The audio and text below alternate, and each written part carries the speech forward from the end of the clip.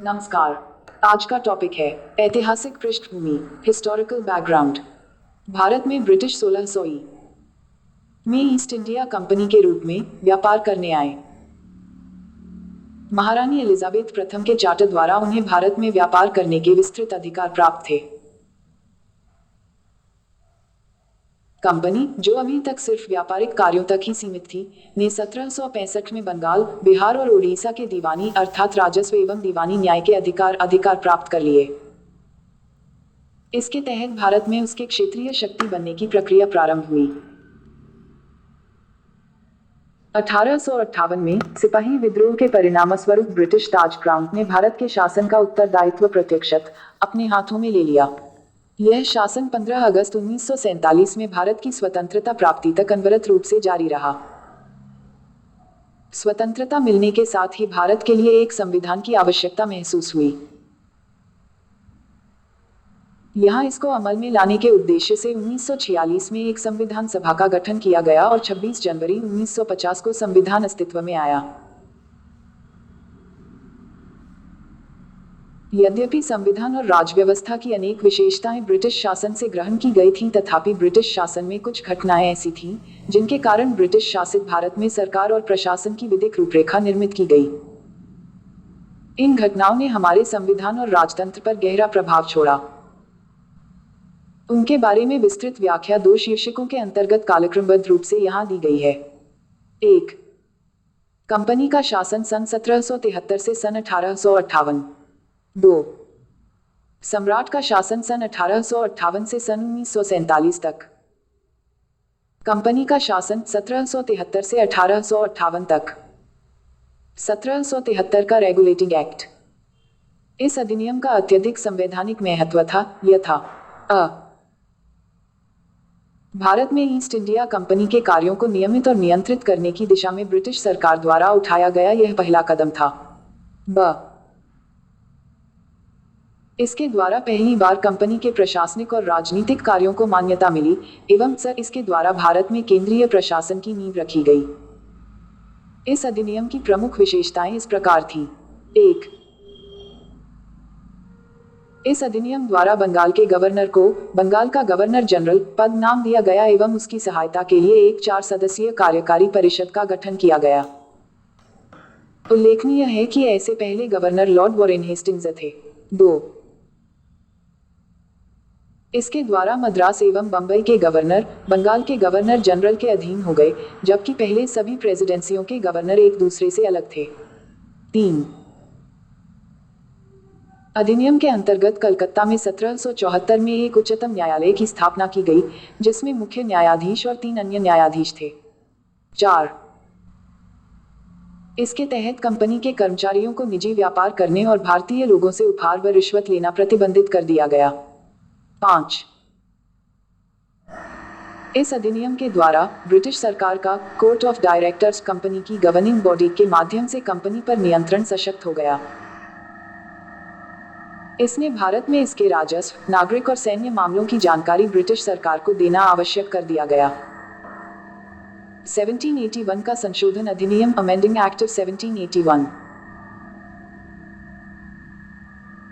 Regulating act of 1773 की खामियों को ठीक करने के लिए ब्रिटिश संसद ने अमेंडिंग एक्ट ऑफ 1781 पारित किया, जिसे बंदोबस्त कानून एक्ट ऑफ सेटलमेंट के नाम से भी जाना जाता है। इस कानून की निम्नलिखित विशेषताएं थीं। 1. इस कानून ने गवर्नर जनरल तथा काउंसिल को सर्वोच्च न्यायालय के क्षेत्राधिकार से बरी अथवा मुक्त कर दिया उनके ऐसे कृत्यों के लिए जो उन्होंने पदधारण के अधिकार से किए थे। उसी प्रकार कंपनी के सेवकों को भी उनकी कार्य करने के दौरान की गई कार्यवाहियों के लिए सर्वोच्च न्यायालय के क्षेत्राधिकार से मुक्त कर दिया गया। 2. इस कानून में राजस्व संबंधी मामलों तथा राजस्व वसूली से जुड़े मामलों को भी सर्वोच्च न्यायालय के क्षेत्राधिकार के बाहर कर दिया गया। 3.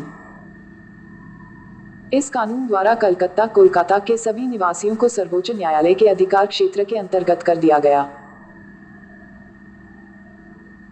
इसमें यह भी व्यवस्था बनाई गई कि न्यायालय हिंदुओं के निजी कानूनों के हिसाब से हिंदुओं तथा मुसलमानों के निजी कानूनों के हिसाब से मुसलमानों के वाद या मामले तय करे। 4. इस कानून द्वारा यह व्यवस्था भी की गई कि प्रांतीय न्यायालयों की appeal governor general in council के यहाँ दायर हो, न कि सर्वोच्च न्यायालय में। 5. इस कानून में गवर्नर जनरल इन काउंसिल को प्रांतीय न्यायालयों एवं काउंसिलों, प्रोविंशियल कोर्ट्स एवं काउंसिल्स के लिए नियम विनियम बनाने के लिए अधिकृत किया।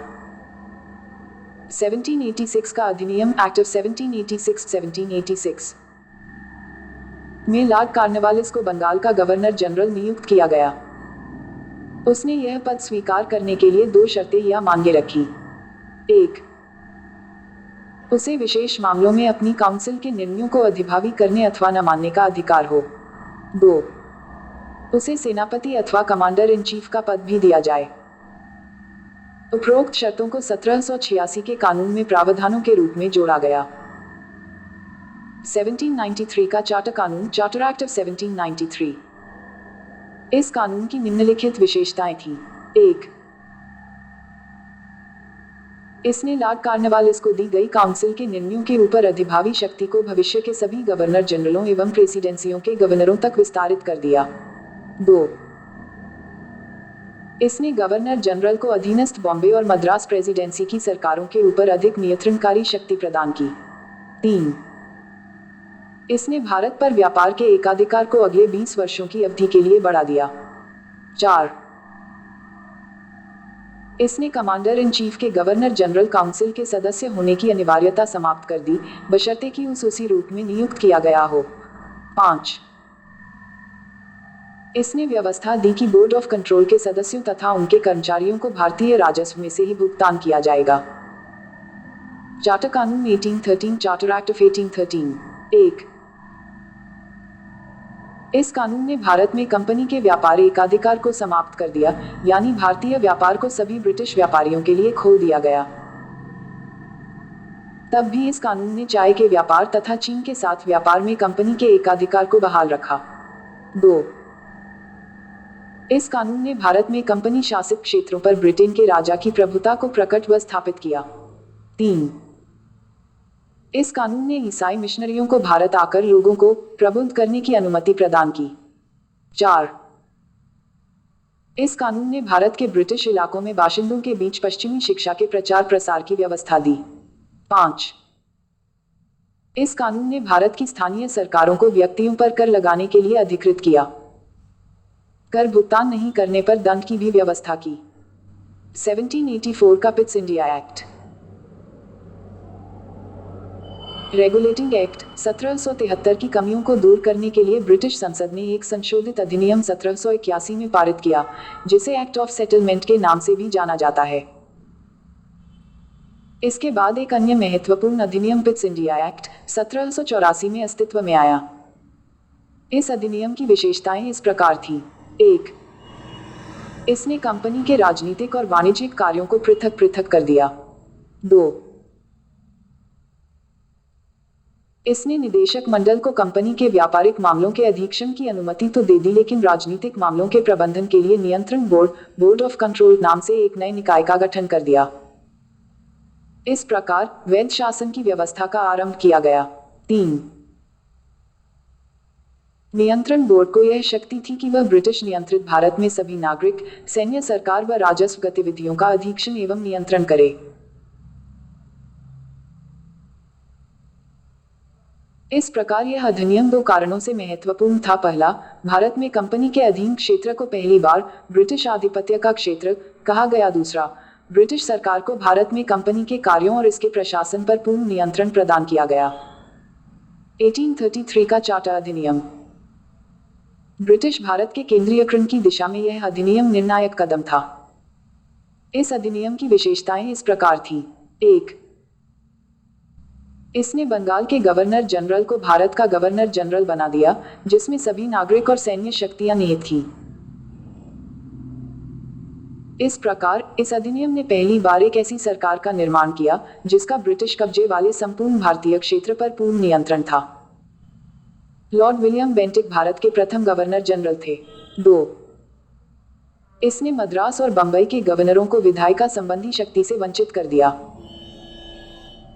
भारत के गवर्नर जनरल को पूरे ब्रिटिश भारत में विधायिका के असीमित अधिकार प्रदान कर दिए गए। इसके अंतर्गत पहले बनाए गए कानूनों को नियामक कानून कहा गया और नए कानून के तहत बने कानूनों को एक्ट या अधिनियम कहा गया। 3. ईस्ट इंडिया कंपनी की एक व्यापारिक निकाय के रूप में की जाने वाली गतिविधियों को समाप्त कर दिया गया। अब यह विशुद्ध रूप से प्रशासनिक निकाय बन गया। इसके तहत कंपनी के अधिकार वाले क्षेत्र ब्रिटिश राजशाही और उसके उत्तराधिकारियों के विश्वास के तहत ही कब्जे में रह गए। 4. चार्टर एक्ट 1833 ने सिविल सेवकों के चयन के लिए खुली प्रतियोगिता का आयोजन शुरू करने का प्रयास किया।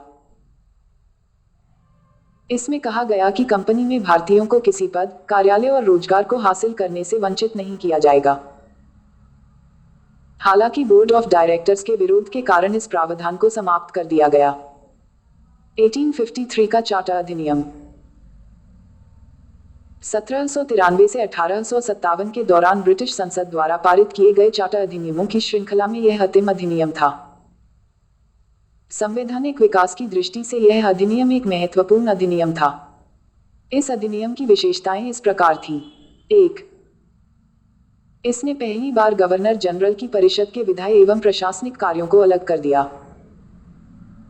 इसके तहत परिषद में 6 नए पार्षद और जोड़े गए, इन्हें विधान पार्षद कहा गया।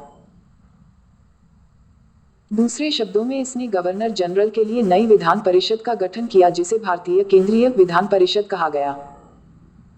परिषद की इस शाखा ने छोटी संसद की तरह कार्य किया। इसमें वही प्रक्रियाएं अपनाई गईं जो ब्रिटिश संसद में अपनाई जाती थी।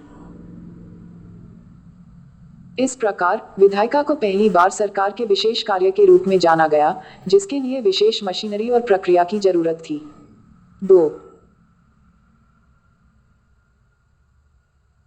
इसने सिविल सेवकों की भर्ती एवं चयन हेतु खुली प्रतियोगिता व्यवस्था का आरंभ किया। इस प्रकार विशिष्ट सिविल सेवा भारतीय नागरिकों के लिए भी खोल दी गई और इसके लिए 1854 में भारतीय सिविल सेवा के संबंध में मैकॉले समिति की नियुक्ति की गई।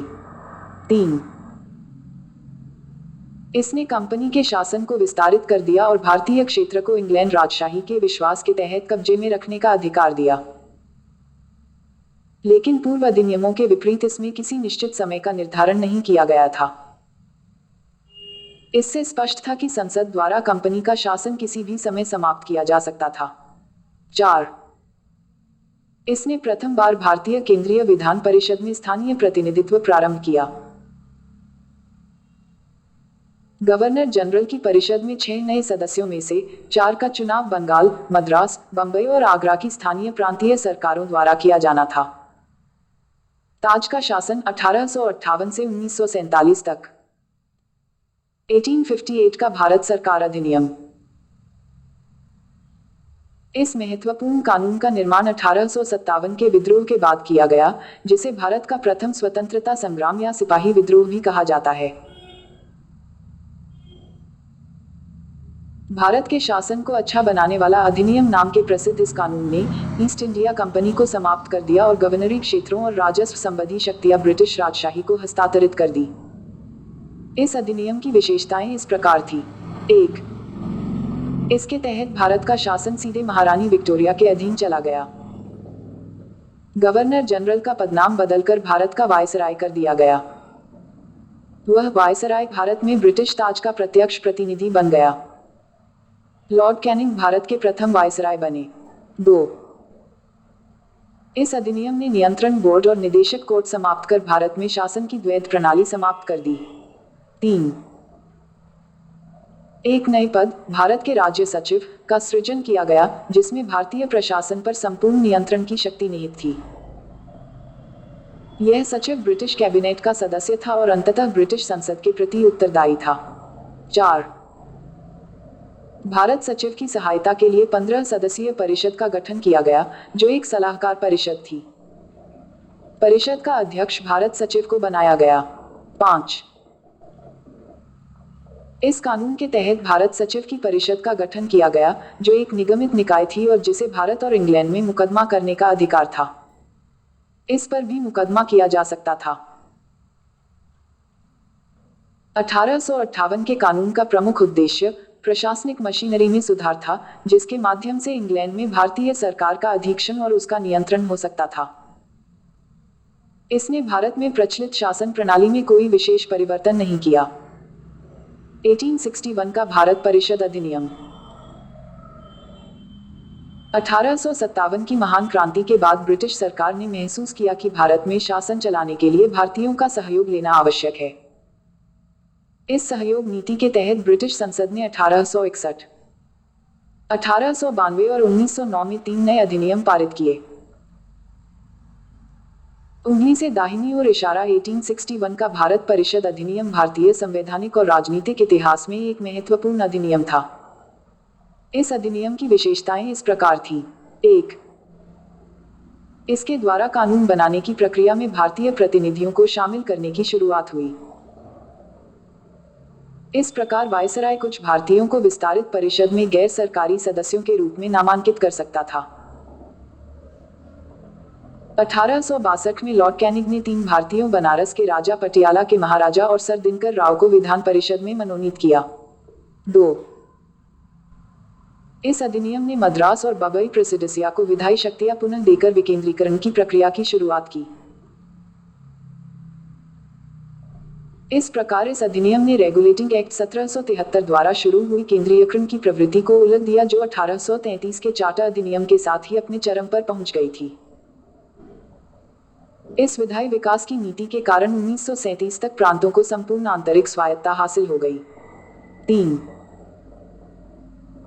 बंगाल, उत्तर पश्चिम सीमा प्रांत और पंजाब में क्रमशः 1862, 1866 और 1897 में विधान परिषदों का गठन हुआ। 4.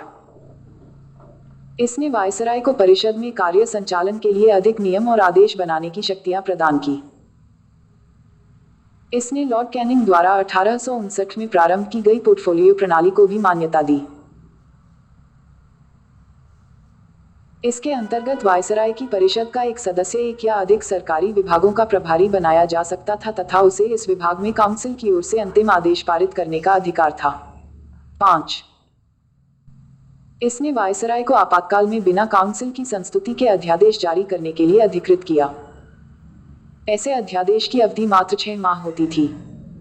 1892 का भारत परिषद अधिनियम।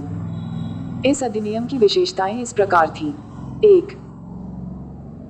इसके माध्यम से केंद्रीय और प्रांतीय विधान परिषदों में अतिरिक्त गैर सरकारी सदस्यों की संख्या बढ़ाई गई, हालांकि बहुमत सरकारी सदस्यों का ही रहता था। 2. इसने विधान परिषदों के कार्यों में वृद्धि कर उन्हें बजट पर बहस करने और कार्यपालिका के प्रश्नों का उत्तर देने के लिए अधिकृत किया। 3. इसमें केंद्रीय विधान परिषद और बंगाल चैम्बर ऑफ कॉमर्स में गैर सरकारी सदस्यों के नामांकन के लिए वायसराय की शक्तियों का प्रावधान था।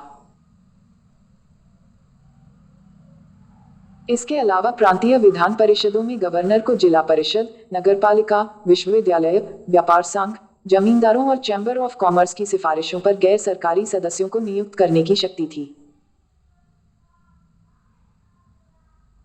इस अधिनियम ने केंद्रीय और प्रांतीय विधान परिषदों दोनों में गैर सरकारी सदस्यों की नियुक्ति के लिए एक सीमित और परोक्ष रूप से चुनाव का प्रावधान किया, हालांकि चुनाव शब्द का अधिनियम में प्रयोग नहीं था। इसे निश्चित निकायों की सिफारिश पर की जाने वाली नामांकन की प्रक्रिया कहा गया। 1909 का भारत परिषद अधिनियम। इस अधिनियम को मॉले मिंटो सुधार के नाम से भी जाना जाता है। उस समय लॉर्ड मॉले इंग्लैंड में भारत के राज्य सचिव थे और लॉर्ड मिंटो भारत में वायसराय थे। इस अधिनियम की विशेषताएं इस प्रकार थीं। 1. इसने केंद्रीय और प्रांतीय विधान परिषदों के आकार में काफी वृद्धि की। केंद्रीय परिषद में इनकी संख्या 16 से 60 हो गई। प्रांतीय विधान परिषदों में इनकी संख्या एक समान नहीं थी। 2. इसने केंद्रीय परिषद में सरकारी बहुमत को बनाए रखा, लेकिन प्रांतीय परिषदों में गैर सरकारी सदस्यों के बहुमत की अनुमति थी। 3. इसने दोनों स्तरों पर विधान परिषदों के कार्यों का दायरा बढ़ाया। उदाहरण के तौर पर अनुपूरक प्रश्न पूछना, बजट पर संकल्प रखना आदि। 4. इस अधिनियम के अंतर्गत पहली बार किसी भारतीय को वायसराय और गवर्नर की कार्यपरिषद के साथ एसोसिएशन बनाने का प्रावधान किया गया। सत्येंद्र प्रसन्न सिन्हा वायसराय की कार्यपालिका परिषद के प्रथम भारतीय सदस्य बने। उन्हें विधि सदस्य बनाया गया था। 5. इस अधिनियम ने पृथक निर्वाचन के आधार पर मुस्लिमों के लिए सांप्रदायिक प्रतिनिधित्व का प्रावधान किया। इसके अंतर्गत मुस्लिम सदस्यों का चुनाव मुस्लिम मतदाता ही कर सकते थे। इस प्रकार इस अधिनियम ने सांप्रदायिकता को वैधानिकता प्रदान की और लॉर्ड मिंटो को सांप्रदायिक निर्वाचन के जनक के रूप में जाना गया। 6. इसने presidency corporation chamber of commerce, विश्वविद्यालयों और जमींदारों के लिए अलग प्रतिनिधित्व का प्रावधान भी किया। भारत शासन अधिनियम 1919 20 अगस्त 1917 को ब्रिटिश सरकार ने पहली बार घोषित किया कि उसका उद्देश्य भारत में क्रमिक रूप से उत्तरदायी सरकार की स्थापना करना था। क्रमिक रूप से 1919 में भारत शासन अधिनियम बनाया गया, जो 1921 से लागू हुआ। इस कानून को मॉन्टेग्यू चेम्सफोर्ड सुधार भी कहा जाता है। मॉन्टेस्क्यू भारत के राज्य सचिव थे, जबकि चेम्सफोर्ड भारत के वायसराय थे। इस अधिनियम की विशेषताएं इस प्रकार थीं। 1. केंद्रीय और प्रांतीय विषयों की सूची की पहचान कर एवं उन्हें पृथक कर राज्यों पर केंद्रीय नियंत्रण कम किया गया। केंद्रीय और प्रांतीय विधान परिषदों को अपनी सूचियों के विषयों पर विधान बनाने का अधिकार प्रदान किया गया, लेकिन सरकार का ढांचा केंद्रीय और एकात्मक ही बना रहा। 2. इसने प्रांतीय विषयों को पुनः 2 भागों में विभक्त किया, हस्तांतरित और आरक्षित। हस्तांतरित विषयों पर गवर्नर का शासन होता था और इस कार्य में वह उन मंत्रियों की सहायता लेता था जो विधान परिषद के प्रति उत्तरदायी थे। दूसरी और आरक्षित विषयों पर गवर्नर कार्यपालिका परिषद की सहायता से शासन करता था, जो विधान परिषद के प्रति उत्तरदायी नहीं थी। शासन की इस दोहरी व्यवस्था को द्वैध यूनानी शब्द डायआकी से व्युत्पन्न शासन व्यवस्था कहा गया।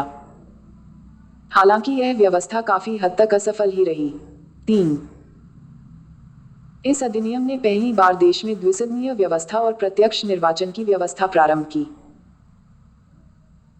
इस प्रकार भारतीय विधान परिषद के स्थान पर द्विसदनीय व्यवस्था यानी राज्यसभा और लोकसभा का गठन किया गया। दोनों सदनों के बहुसंख्यक सदस्यों को प्रत्यक्ष निर्वाचन के माध्यम से निर्वाचित किया जाता था। 4. इसके अनुसार वायसराय की कार्यकारी परिषद के 6 सदस्यों में से कमांडर इन चीफ को छोड़कर 3 सदस्यों का भारतीय होना आवश्यक था। 5. इसने सांप्रदायिक आधार पर सिखों, भारतीय ईसाइयों, आंग्ल भारतीयों और यूरोपियों के लिए भी पृथक निर्वाचन के सिद्धांत को विस्तारित कर दिया। 6. इस कानून ने संपत्ति कर या शिक्षा के आधार पर सीमित संख्या में लोगों का मताधिकार प्रदान किया। 7. इस कानून ने लंदन में भारत का उच्चायुक्त के कार्यालय का सृजन किया और अब तक भारत सचिव द्वारा किए जा रहे कुछ कार्यों का उच्चायुक्त को स्थानांतरित कर दिया गया। 8. इससे एक लोक सेवा आयोग का गठन किया गया। अतः 1926 में सिविल सेवकों की भर्ती के लिए केंद्रीय लोक सेवा आयोग का गठन किया गया। 9.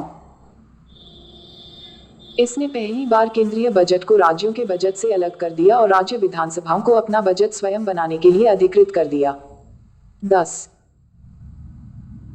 इसके अंतर्गत एक वैधानिक आयोग का गठन किया गया, जिसका कार्य 10 वर्ष बाद जांच करने के बाद अपनी रिपोर्ट प्रस्तुत करना था।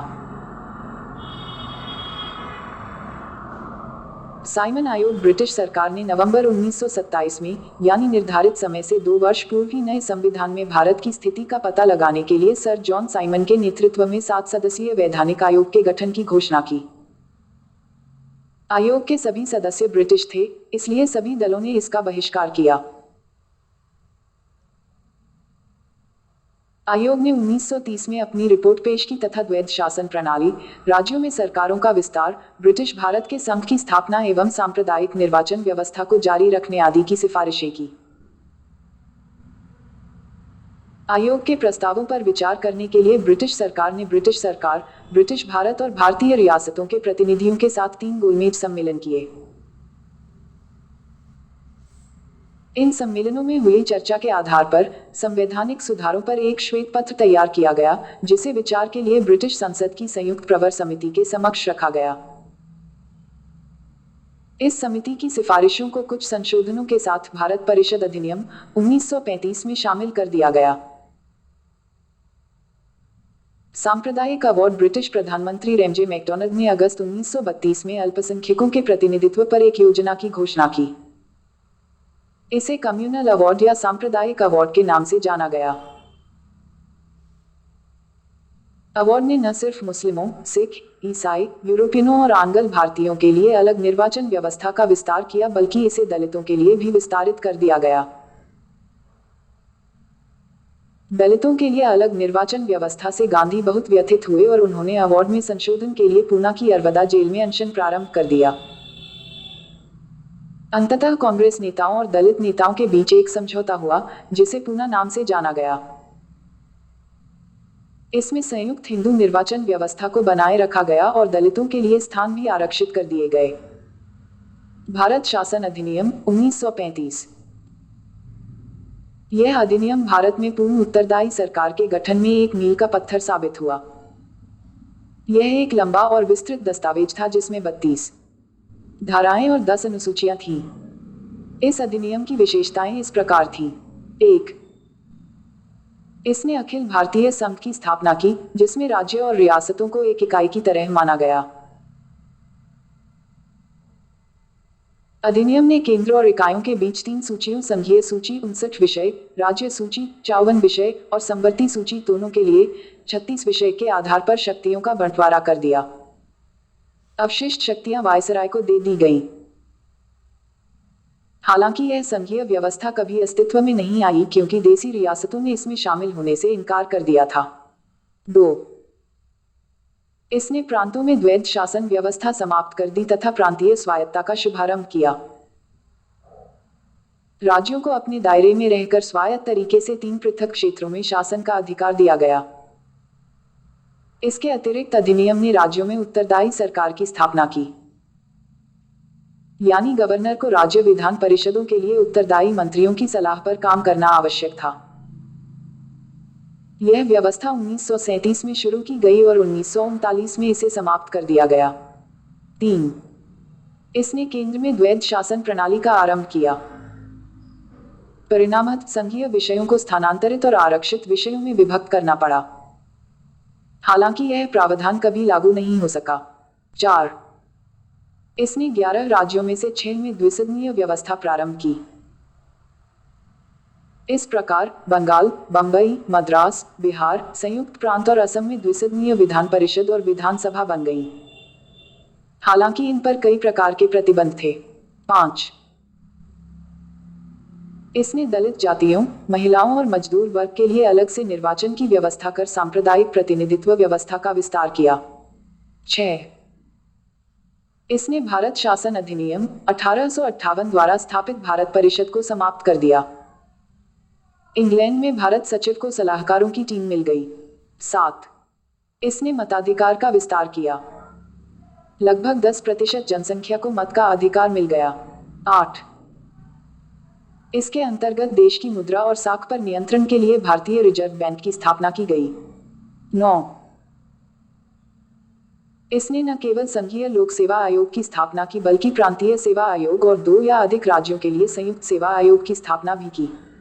10. इसके तहत 1937 में संघीय न्यायालय की स्थापना हुई।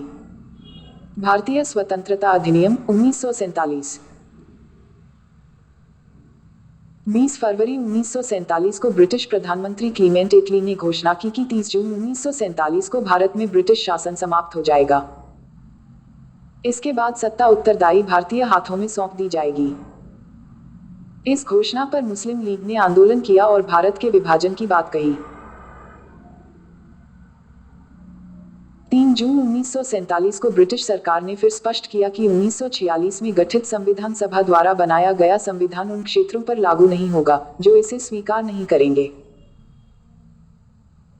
उसी दिन 3 जून 1947 को वायसराय लॉर्ड माउंटबेटन ने विभाजन की योजना पेश की, जिसे माउंटबेटन योजना कहा गया। इस योजना को कांग्रेस और मुस्लिम लीग ने स्वीकार कर लिया। इस प्रकार भारतीय स्वतंत्रता अधिनियम 1947 बनाकर उसे लागू कर दिया गया। इस अधिनियम की विशेषताएं इस प्रकार थीं। 1. इसने भारत में ब्रिटिश राज समाप्त कर 15 अगस्त 1947 को इसे स्वतंत्र और संप्रभु राष्ट्र घोषित कर दिया। 2. इसने भारत का विभाजन कर दो स्वतंत्र डोमिनियनों संप्रभु राष्ट्र भारत और पाकिस्तान का सृजन किया, जिन्हें ब्रिटिश राष्ट्रमंडल से अलग होने की स्वतंत्रता थी। 3. इसने वायसराय का पद समाप्त कर दिया और उसके स्थान पर दोनों डोमिनियन राज्यों में गवर्नर जनरल के पद का सृजन किया, जिसकी नियुक्ति नए राष्ट्र की कैबिनेट की सिफारिश पर ब्रिटेन के ताज को करनी था।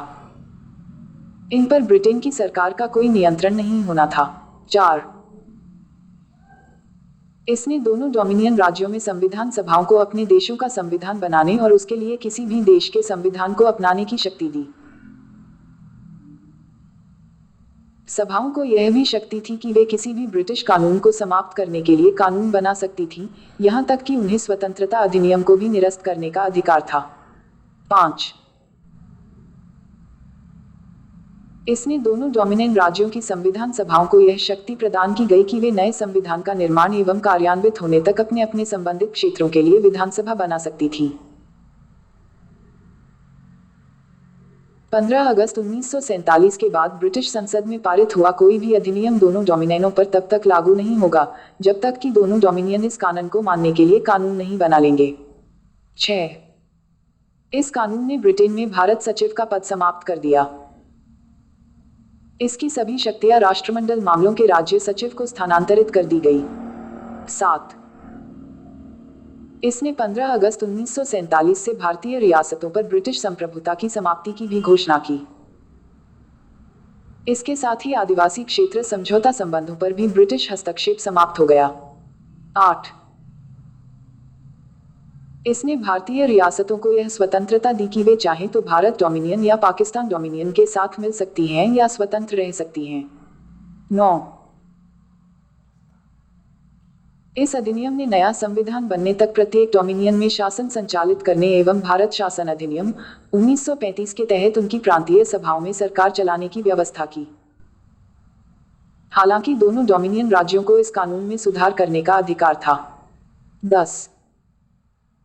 इसने ब्रिटिश शासक को विधेयकों पर मताधिकार और उन्हें स्वीकृत करने के अधिकार से वंचित कर दिया, लेकिन ब्रिटिश शासक के नाम पर गवर्नर जनरल को किसी भी विधेयक को स्वीकार करने का अधिकार प्राप्त था। 11. इसके अंतर्गत भारत के गवर्नर जनरल एवं प्रांतीय गवर्नरों को राज्यों का संवैधानिक प्रमुख नियुक्त किया गया। इन्हें सभी मामलों पर राज्यों की मंत्रिपरिषद के परामर्श पर कार्य करना होता था। 12. इसने शाही उपाधि से भारत का सम्राट शब्द समाप्त कर दिया। 13. इसने भारत के राज्य सचिव द्वारा सिविल सेवा में नियुक्तियां करने और पदों में आरक्षण करने की प्रणाली समाप्त कर दी। 15 अगस्त 1947 से पूर्व के सिविल सेवा कर्मचारियों को वही सुविधाएं मिलती रहीं जो उन्हें पहले से प्राप्त थी। 15 अगस्त 1947 की मध्य रात्रि को भारत में ब्रिटिश शासन का अंत हो गया और समस्त शक्तियां दो नए स्वतंत्र डोमिनियनों भारत और पाकिस्तान को स्थानांतरित कर दी गईं। लॉर्ड माउंटबेटन नए डोमिनियन भारत के प्रथम गवर्नर जनरल बने। उन्होंने जवाहरलाल नेहरू को भारत के पहले प्रधानमंत्री के रूप में शपथ दिलाई।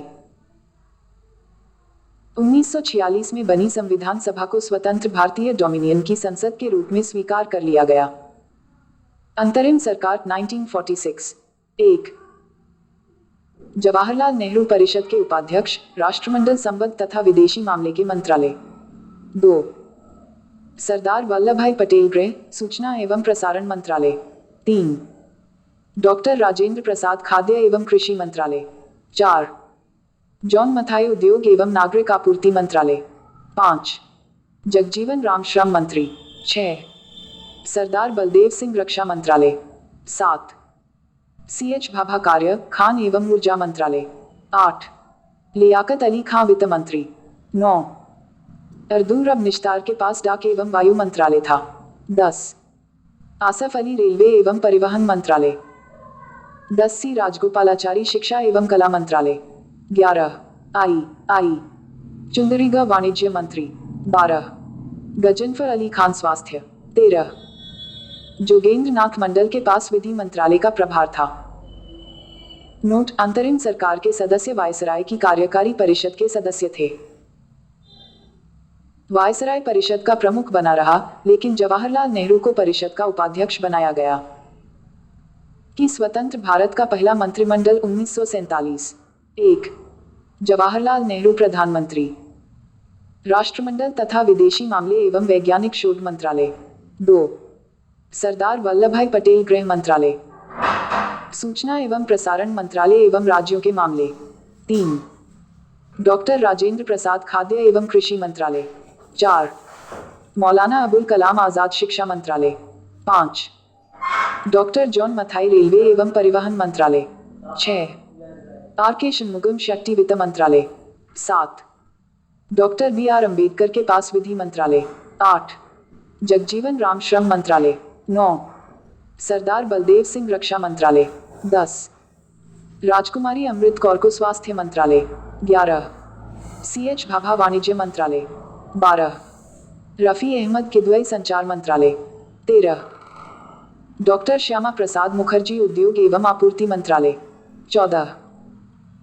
नरहर विष्णु गाडगिल के पास कार्य, खान एवं ऊर्जा मंत्रालय का जिम्मा था। यह था हमारा आज का वीडियो।